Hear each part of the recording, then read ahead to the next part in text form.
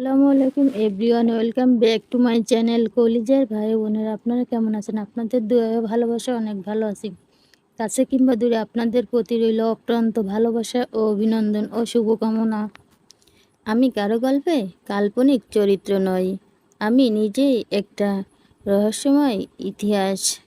নিজের উপর ভরসা রাখো, একদিন স্বপ্ন পূরণ হবে। নিজের গল্প ভূমিকাহীন, প্রতিটা লাইন পড়া সহজ, বোঝা অনেক কঠিন। তুমি সাফল্য খুঁজে নাও, ভালোবাসা তোমাকে খুঁজে নেবে। একাকিত্বের চেয়ে কোনো এক্সপেকটেশন নেই, জীবন সুন্দর। ব্যর্থতায় মানুষকে তার জীবনের সঠিক পথ চিনতে শেখায়। তুমি যদি সঠিকভাবে তাকাও, তাহলে দেখবে পুরো পৃথিবীটাই একটা সুন্দর ফুলের বাগান মনে হবে। থেমে তো কিছুই থাকে না, শুধু জমে থাকে কিছু মানুষের কথা। এই শহরে বাঁচতে হলে পাক্কা অভিনয় জানতে হবে। ভালোবাসলে কিছু কিছু জিনিস হারাতে হয়, হয়তো নিজেকে, নয়তো তাকে। সে আমায় ভালোবাসেনি, তবে খুব মায়ায় বেঁধেছিল। দিন শেষে আমিতেই সীমাবদ্ধ। আমি তো ভিতরে সুপ্ত কবিতা নিয়ে, পাপের বন্ধনে থাকা সরল মানুষ।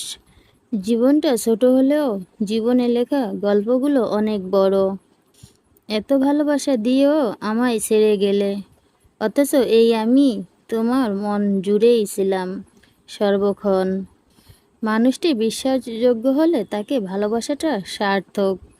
মানুষ মানুষের অবস্থানকে ভালোবাসে, মানুষকে নয়। প্রিয় প্রাক্তন মানে তুমি এক না পাওয়া শূন্য হাত। মন খারাপ থাকলে হাসতে হয়, কারণ রোদের দিনেও রোদের দিনেও তো বৃষ্টি হয়। বাঁচতে হলে হাসতে হবে, হোক না সেটা মিথ্যা হাসি। থাকুক যার যেভাবে, শান্তি মিলে আমি বিরক্ত করতে চাই না। এই দুনিয়াটা স্বার্থপর, তুমি কি তা জানতা না?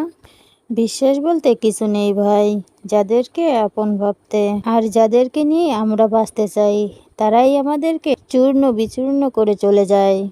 আমার দুঃখগুলো খুবই আমার আপন, কারো ফিলিংস নিয়ে মজা নিও না। বিচ্ছেদের যন্ত্রণা সবাই সহ্য করতে পারে না। কষ্ট তো তোমাকে শিখাবে, আল্লাহ ছাড়া তোমার কেউ নেই। মায়ের পেটের ভাই বোনরা কখনোই আপন হয় না, এটা আপনি সম্পত্তি ভাগাভাগির সময় বুঝতে পারবেন। জীবনের সবথেকে বড় দুটো ভুল: এক, গরিব ঘরে জন্মগ্রহণ করা; দুই, তাকে পাবো না জেনেও তাকে পাগলের মতো ভালোবাসা। অল্প ভালোবাসায় গল্প বেশি, রিয়েল ভালোবাসায় কষ্ট বেশি, লোকাল ভালোবাসায় ফুর্তি বেশি। বুঝবে যেদিন, খুঁজবে সেদিন। পাখি কখনো ডাল ভেঙে পড়ে যাওয়ার জন্য ভয় করে না, কারণ তার বিশ্বাস ডালের উপর নয়, ডানার উপরেই। তাই জীবনে চলার পথে নিজের উপর বিশ্বাস রাখো, অন্যের উপরে নয়। শক্তিশালী সেই ব্যক্তি নয় যে কুস্তি লড়তে পারে, শক্তিশালী সেই ব্যক্তি যে ক্রোধের উপর নিজেকে সবসময় নিয়ন্ত্রণ করতে পারে। জন্ম নেওয়াটা ভাগ্যের ব্যাপার, মৃত্যু হওয়াটা সময়ের ব্যাপার। জীবনে চলার পথে একটা ধাক্কা খাওয়া খুবই প্রয়োজন, না হলে পথের গুরুত্বটা ঠিকই বোঝা যায় না। সাহস হারিয়ে ফেলো না, কারণ পাহাড় থেকে বেরিয়ে আসা নদী রাস্তায় কাউকে জিজ্ঞেস করে না সমুদ্র আর কত দূর। কোটি টাকার হীরাকে খুঁজতে 1 টাকার মোমবাতি হয়তো কাজে লাগে। সুতরাং জীবনে কাউকে কখনো ছোট মনে করো না। শিয়াল অনেক বুদ্ধিমান প্রাণী হওয়া সত্ত্বেও মানুষ কিন্তু কুকুরকেই পোষে, কারণ সঙ্গী হিসেবে বিশ্বাসটা অনেক জরুরি। ভরসা তাকেই করো যে তোমার 3টা জিনিস বুঝবে। নাম্বার 1, হাসির মাঝে লুকিয়ে থাকা তোমার দুঃখ। নাম্বার 2, রাগের পিছনে থাকা তোমার ভালোবাসা। নাম্বার 3, চুপ থাকার পিছনের কারণ। তর্কের চেয়ে নীরবতা ভালো, প্রতিশোধ নেওয়ার চেয়ে রাস্তা বদলে ফেলা ভালো, আর স্বার্থপর মানুষের সাথে চলার চেয়ে একা চলা ভালো। জীবনে যদি বারবার পড়ে যান, তাহলে পথটাকে বদলান, স্বপ্নটাকে নয়। কারণ গাছ তার পাতা বদলায়, জায়গা নয়। শত্রু বানানোর জন্য ঝগড়া করতে হবে না, তুমি ভালো কাজ করো, এমনিতেই তোমার শত্রু হয়ে যাবে। খাবার যতই দামি হোক না কেন, পচে গেলে যেমন তার কোনো স্বাদ থাকে না। আর মানুষ যতই শিক্ষিত হোক, মনুষ্যত্ব না থাকলে তার কোনো দাম নেই। জীবনে পয়সা নয়, ব্যবহারটা অনেক বড়। একজন বিদ্যমান লোক সিদ্ধান্ত নিলেন সে শিকারের উদ্দেশ্যে কিছুদিন আফ্রিকায় যাবে। তারপর সে রওনা দিল, সাথে করে নিয়ে গেল তার কুকুরটাকে। কুকুরটা অনেক বিশ্বাস্ত ছিল। সে সেখানে যাওয়ার পর শিকার করছিল আর ঘুরে বেড়াচ্ছিল। তার সাথের কুকুরটা প্রতিদিন একটা প্রজাপতির সঙ্গে খেলা করত। ভালোই যাচ্ছিল দিন। হঠাৎ করে কুকুরটা একদিন প্রজাপতির পিছনে ছুটতে থাকলো। কোথায় যেন হারিয়ে যায়। প্রজাপতি যখন উপরের দিকে চলে যায়, কুকুরটা তখন খেয়াল করে দেখে সে তার ক্যাম্প থেকে অনেকটা দূরে চলে এসেছে। তারপর সে অনেকটা খোঁজাখুঁজি করার পরেও তার মালিকের ক্যাম্পের কাছে যেতে পারেনি। এরপর তার মনিব তাকে খুঁজতে লাগে। খুঁজতে খুঁজতে সেও হয়রান হয়ে যায়। কুকুরের দেখা আর কোথাও পাওয়া যায় না। আর সে আনন্দের ভবনটা একদম মাটি হয়ে যায়, কারণ কুকুরটাকে সে অনেক বেশি ভালোবাসতো। সে মনে মনে ধরেই নেয় কুকুরটাকে হয়তো কোনো জন্তু খেয়ে ফেলেছে, তাকে শিকার করে নিয়েছে।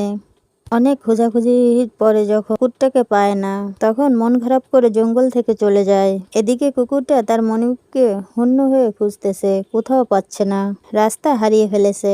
মন খারাপ করে একটা গাছের নিচে বসেছিল।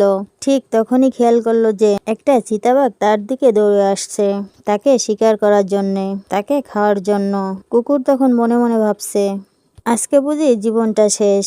আমি তো দৌড়েও পারবো না, কারণ চিতাবাঘের সঙ্গে দৌড়ানো আমার পক্ষে হয়তো সম্ভব না। তার পাশে একটা বুদ্ধি বের করলো। আশেপাশে কিছু হাড্ডি পড়ে আছে। তারপর সে হাড্ডিগুলোকে একত্র করে একটা একটা করে চিতাবাঘের দিকে ছুঁড়ে ফেলতে লাগলো আর বলতে লাগলো, চিতাবাঘের মাংস এত মজা, আগে তো জানতাম না। আমি আজ থেকে প্রতিদিনই চিতাবাঘের মাংসই খাবো। এই জঙ্গলে হয়তো অনেক চিতাবাঘ আছে, এটা ছাড়া কিছুই খাবো না। আমি আজ থেকে এই জঙ্গলেই থাকবো আর চিতাবাঘ ধরে ধরে খাবো। এই কথাটা শুনে চিতাবাঘ তো ভয়ে থেমে গেল। তারপর আস্তে আস্তে গাছের আড়ালে চলে গেল আর সেখান থেকে লেজ গুটিয়ে পালাতে লাগলো। আর মনে মনে ভাবতেছে, এতটুকুর জন্য জীবনটা বেঁচে গেল। আর একটু হলে কুকুরটা আমাকে দেখে ফেলতো, আর দেখলেই আমাকে ধরে খেয়ে ফেলতো। এই পুরো ঘটনা বানর আবার গাছে বসে সবই দেখলো। দেখার পরে বানর মনে মনে ভাবতেছে, চিতাবাঘের সঙ্গে আমাদের আজন্মের শত্রু। আমাদের বাচ্চারা একটু নিচে নামলেই চিতাবাঘ ধরে খেয়ে ফেলে। দেখি এই সূত্রে একটু চিতাবাঘের সঙ্গে একটু বন্ধুত্ব করা যায় কিনা, তাহলে চিতাবাঘ আর আমাদের সন্তান ধরে ধরে খাবে না। তারপর বানর গিয়ে সবকিছু খুলে বলে দিল চিতাবাঘকে। চিতাবাঘ শুনে রক্ষক চোখ খুনিয়ে বলল, কুকুরের এত বড় সাহস, আমার সঙ্গে 2 নাম্বারই। আজকে ওকে মেরেই ফেলবো। চল আমার সঙ্গে, ওঠ আমার কাঁধে। আজকে ওর কি গতি করি। কাছাকাছি আসার পরে কুকুরটি বিষয়টা দেখতে পেল। সে মনে মনে ভাবতেছে, কিছু একটা তো হয়েছে, তা না হলে চিতাবাঘ আর বানর একসঙ্গে আসছে কেন। তখন সে না ঘাবড়িয়ে অন্যদিকে তাকিয়ে রইল, তাদেরকে দেখে না দেখার ভান করে। আর বলতেছে, বানরকে কখন 10টা টাকা দিলাম চিতাবাঘকে ভুলিয়ে ভালিয়ে আমার কাছে নিয়ে আসার জন্য। বানর কি তাহলে আমার সঙ্গে বেইমানি করলো? বানরকে দেখেই বাটপার মনে হয়েছিল। মনে হয় বেইমানি করছে আমার সঙ্গে, মনে হয় মেরে দিয়েছে আমার 10 টাকা। আশেপাশেও তো কোনো চিতাবাঘ দেখছি না। খিদার জ্বালায় পেটটা চোচো করতেছে। একটা চিতাবাঘ হলে তো মজা করে খেতে পারতাম। এই কথা শুনে চিতাবাঘ বানরকে ফেলে দৌড়াতে থাকলো। আজকের মতো কুকুরের হাত থেকে বাঁচি, বানর পরে তোরটা দেখা যাবে। এরপরে চিতাবাঘ সেখান থেকে দৌড়িয়ে পালিয়ে গেল। কুকুর তার বুদ্ধি দিয়ে সেখান থেকে বেঁচে লোকালয়ে ফিরে গেল। ওদিকে আবার বানর কুকুরকে ফাঁসাতে গিয়ে নিজেই ফেঁসে গেল। চিতাবাঘের সঙ্গে বন্ধুত্ব দূরের কথা, আরো শত্রুতা শুরু হয়ে গেল। গল্পের শিক্ষা, তেল মেরে বেশি দিন ভালো থাকা যায় না। আর সব থেকে বড় শিক্ষা হলো, কঠিন মুহূর্ত দেখে ঘাবড়ে যাবেন না, ভেঙে পড়বেন না, হতাশ হবেন না, বিপদ দেখে পালিয়ে যাবেন না, নিজের বুদ্ধিকে কাজে লাগান।